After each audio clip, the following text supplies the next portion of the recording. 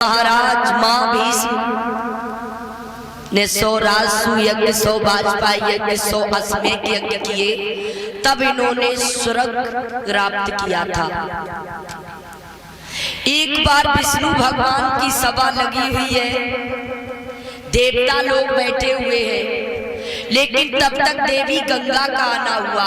और जब गंगा आई तो ऐसा ही नहीं है, तब तक हवा चलने लगी, गंगा की साड़ी जो थी कंधे से नीचे की ओर खिसक गई। सभी देवताओं की नजर नीचे की तरफ झुक गई, लेकिन मां भीष्म देवी गंगा की तरफ देखते रहे बड़ी गलत नजरों से। ब्रह्मा जी को बड़ी गुस्सा आई। ब्रह्मा जी कहने लगे, ओए तुमने मेरा अपमान किया, जाओ मैं तुम्हें श्राप दे रहा हूं, तुम्हें पृथ्वी लोक पे अवतार लेना पड़ेगा, वो भी कुरु वंश में राजा बनोगे। और जिस गंगा की तरफ तुम इतने गलत भाव से देख रहे हो, यही गंगा तुम्हारा कल्याण करेगी। गंगा को भी श्राप दे दिया, जा गंगा उसको भी मृतलोक में जाना पड़ेगा, लोगों के पापों को धोना पड़ेगा। अभी ये आई गंगा जी पृथ्वी पे। बोली ठीक है प्रभु। अब मां भीष्म अपने रास्ते पर, देवी गंगा अपने रास्ते पर। तो रास्ते में गंगा मैया को असु मिले 8 असु, वो भी वशिष्ठ जी के श्राप से शरीरहीन हो रहे थे। और जब शरीरहीन हो रहे थे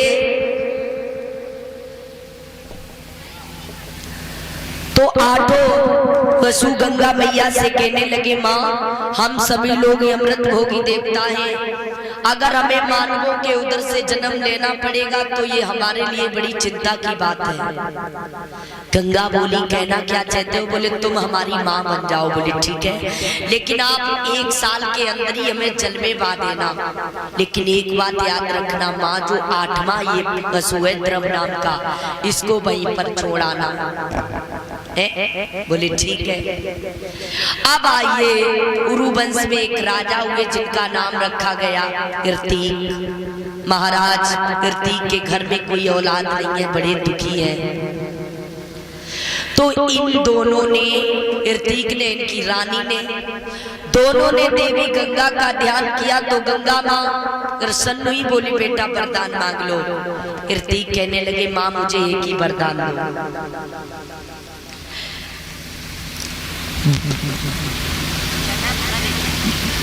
इधर जब इतना था कि एक ही वरदान दो, गंगा बोली तुम्हें क्या चाहिए?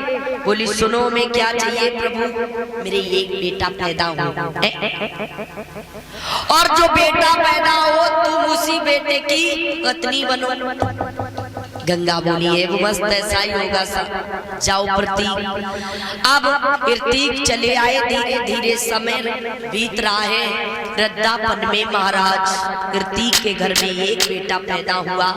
तो ऐसा ही नहीं है कि अरियांगना में बजी बधाई,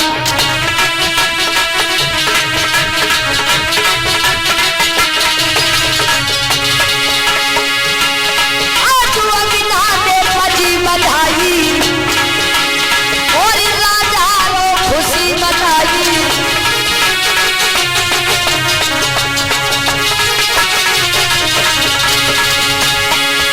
अरे चुरी मिल सदिया गई सवारी, सदिया में ढोल बजाई, बोली नहीं तो वो समझ आई, मैनपुरी से आई।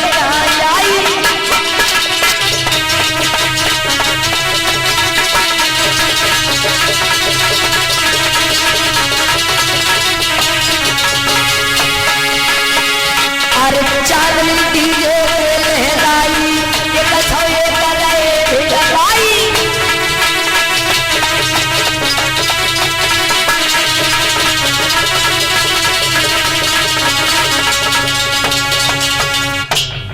इधर परिचित जी प्रतीक के घर में जब एक लड़का पैदा हुआ, उसका नाम शांतन रख दिया। धीरे धीरे शांतन थोड़े बड़े होने लगे। इधर आ जाइए, इधर एक पर्वत है जिसका नाम है मेरू पर्वत, जो बड़ा पवित्र पर्वत है, जहाँ पर महाराज वशिष्ठ ऋषि कामधेनु की पुत्री नंदिनी रहती थी, उन्हें हविष दिया करती थी। तो बताया गया है, तो एक दिन की बात है, वहां पर 8 पशु पहुंच गई, उनके साथ में स्त्रियां हैं।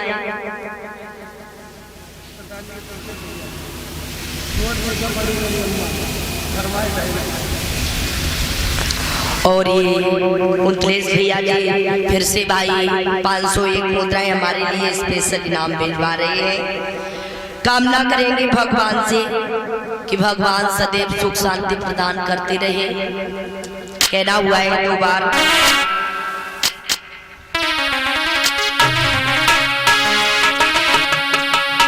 कि अब की कुंतिल से यादव को लाना है, मत कोटि किसी को देखना। अब की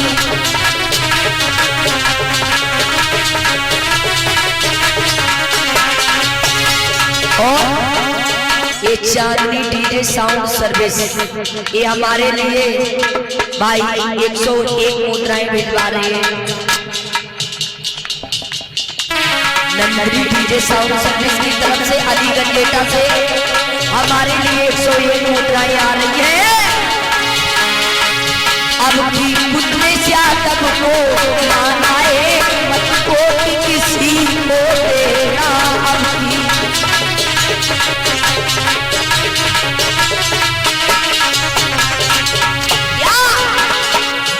अरे पर गाँव में हल्ला भारी, अरे भीड़ चले के संग में भारी, इनके सर पे ताज बधाना है, मत कोटि किसी को देना। अब की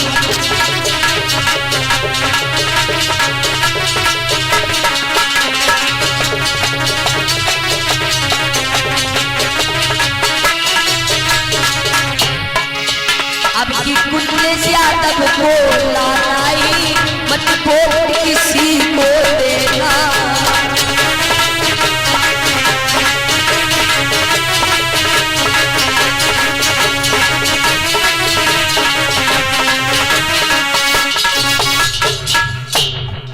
बोलिए गोविंद भगवान की।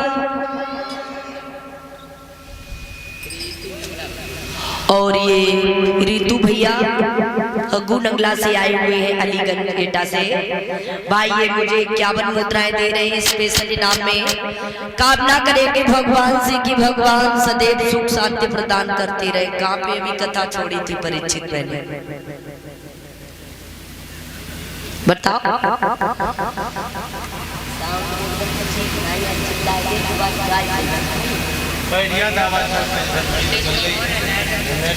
तो जनरेटर चलवाओ ना, वोल्टेज पूरे 250 रखो।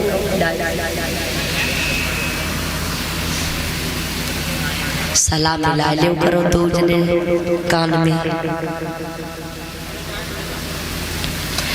इधर श्री सूत जी महाराज समझाने लगे कि हे सनकादिक ऋषियों, इधर एक दिन की बात है कि मेरू पर्वत पर 8 वसु वहां पर पहुंचे। तो क्या देखा है वसुओं ने, उनके साथ में स्त्रियों ने देखा गाय बंधी हुई है नंदिनी। तो स्त्रियां कहने लगी प्रभु ये बताओ ये गाय किसकी है। वसु कहने लगे तुम्हें नहीं मालूम है, ये गाय महाराज वशिष्ठ जी की है। और इसमें एक खासियत है, जो इस गाय का दूध पी लेता है वो 10,000 वर्षों तक जीवित और जवान रहता है। तो वसु पत्नी कहने लगी प्रभु तुम ऐसा करो इस गाय को चुरा लो। क्यों? हमारी एक सहेली रहती है कहाँ, रत्तलोक पर, जो उसी नर की कन्या है। आप ऐसा करो इस गाय का दूध उसको पिलाएंगे तो वो 10,000 वर्षों तक जीवित और जवान रहेगी। तो स्त्री के कहने पर परीक्षित जी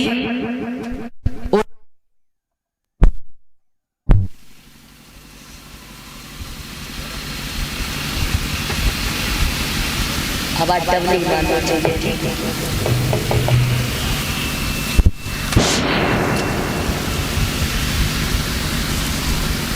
इधर सूत जी महाराज समझाने लगे हैं। तो आज वसुओं ने उसको गाय को चुरा लिया, लेकर के चले गए। वशिष्ठ जब लौट करके आए, उन्होंने गाय को नहीं देखा, उन्हें बड़ी चिंता हुई। और जब उन्हें बहुत चिंता हुई, उन्होंने अपने ज्ञान दृष्टि से देखा, उस गाय को चुरा ले गए। उन्होंने श्राप दे दिया, जाओ बसुओ, तुम्हें मानवों के उधर से जन्म लेना पड़ेगा। अब इधर बताया गया,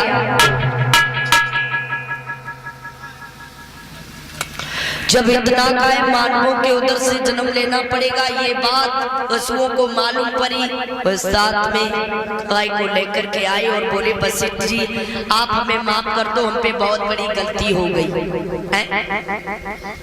वशिष्ठ बोले, तुम लोग मानवों के उधर से तुम्हें जरूर जन्म लेना पड़ेगा, लेकिन इतना कर सकते हैं, तुम 1 साल के अंदर स्वर्ग लोक में आ जाओगे। लेकिन जो 8वां वसु है, इसको वहीं पर रहना पड़ेगा, बहुत दिनों तक स्त्री समागम से दूर रहेगा। आगे चल के इसका नाम भीष्म पितामह पड़ेगा।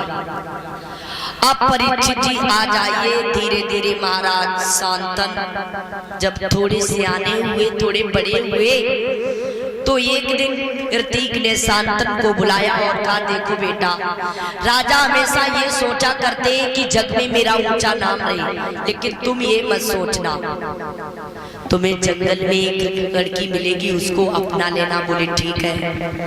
अब एक दिन की बात है परीक्षित जी, जब हस्तिनापुर का राजा शांतन को बना दिया, ऋतिक जंगल में तपस्या करने चले गए, तो शांतन एक दिन शिकार खेलने चले। कैसे?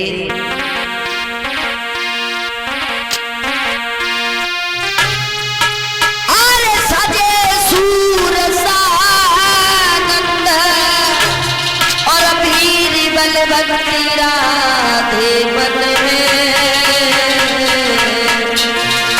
और गड्ढे में धनुष और बाण है, देगा ले लो हाथ में।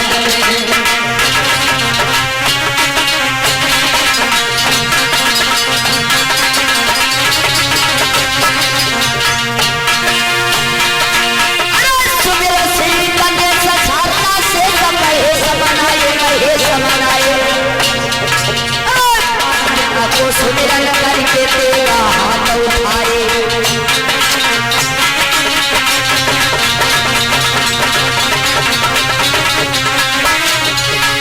क्या हुआ? अरे राजा की चली सभा,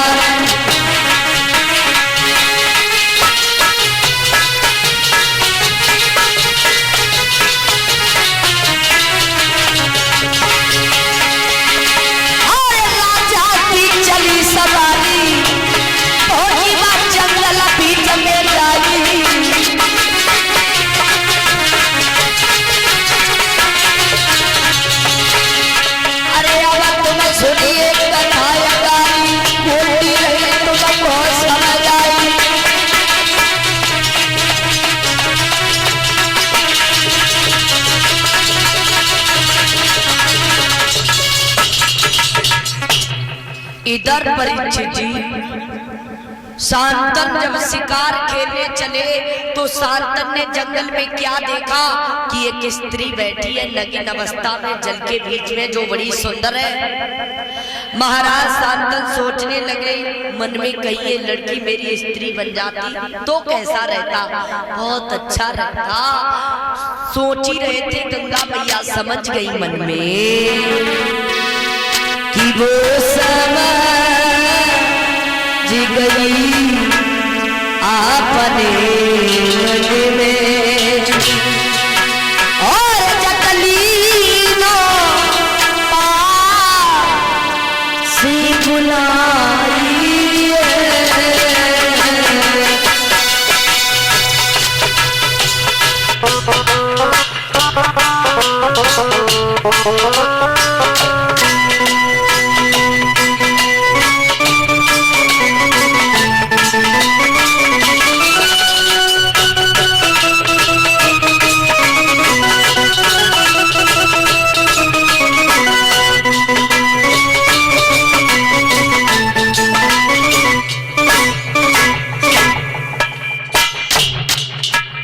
गंगा मैया अपने मन में समझ गई, उन्होंने इशारा देकर के पास में बुलाया।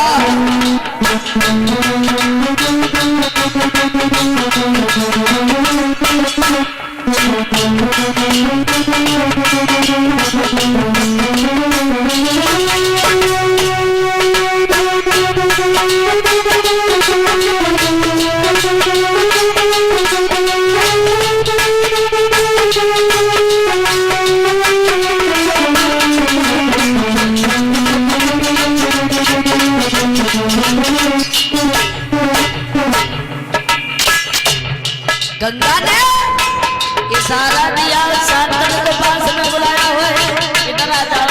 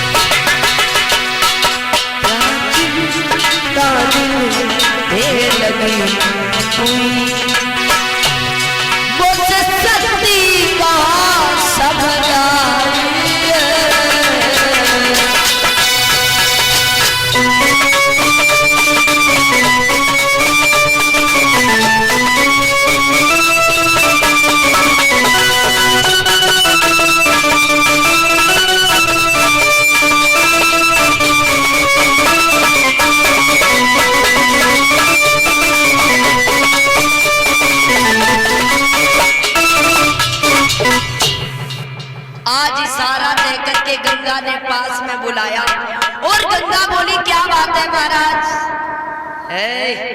किधर देख रहे हो, इतने फूल बुलाने में क्यों खड़े हुए हो? शांतन कहने लगे, ये बताओ तुम्हारे पिता का नाम क्या है, तुम्हारा नाम क्या है? गंगा बोली, देखो मुझे लोग कहते हैं गंगा, मैं जनू की पुत्री गंगा हूँ। तो शांतन बोले, मैं अपने दिल की बात तुमसे कहे। बोले कौन?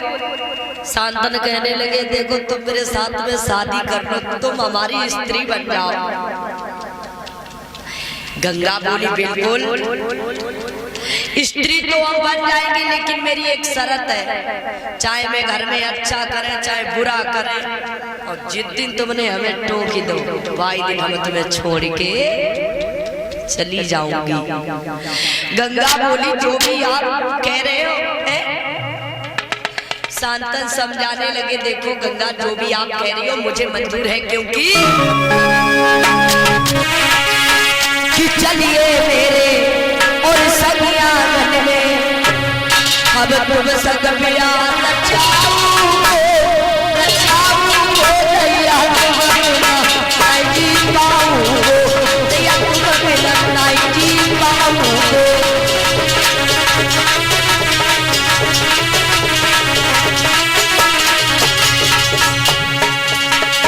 समझाने लगे हैं, जो भी आप कह रहे हो वो मेरे साथ बात मंजूर है, लेकिन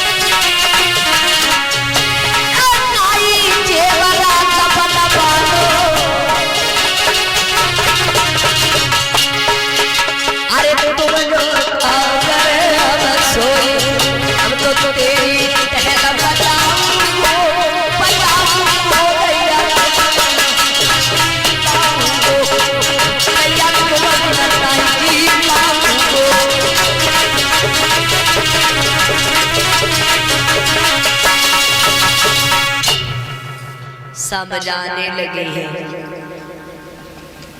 शांतन बोले आप जो कह रही हो मुझे हर बात मंजूर है, लेकिन आप मेरे साथ में चलो दुल्हन बन के हथना।